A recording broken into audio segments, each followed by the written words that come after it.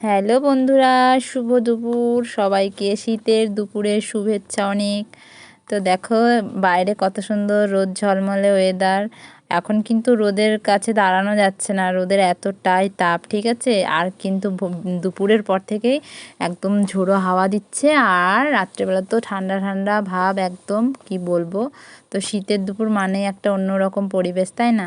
দেখো এটা আমাদের জমি, এখানে দেখতে পাচ্ছ গোটা জমিটায় চাষ দেওয়া আছে। আর দেখতে পাচ্ছ দেখো বস্তা রাখা আছে, ওর মধ্যে কি আছে বলো তো? আলু আছে। তো আমাদের এখানে এখন আলু লাগানো চলছে, আর আমাদেরও আলু লাগানো চলছে, ঠিক আছে। আলু বসাচ্ছে, ওই দেখো দেখতে পাচ্ছ মনীষরা সব আলু লাগাতে বসে পড়েছে। এই দেখো বস্তায় আলু রাখা আছে।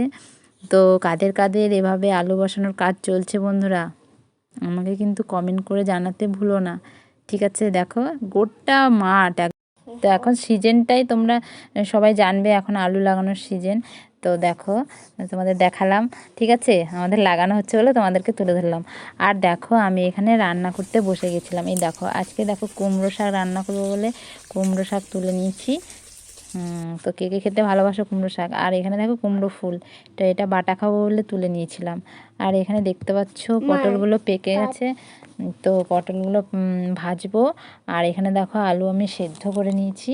আর এখানে দেখো মূলো কাঁচা লঙ্কা ফেলে নিয়েছি, আজকে মূলো আলু দিয়ে মাছ খাওয়া হবে, ঠিক আছে। আর দেখো আমি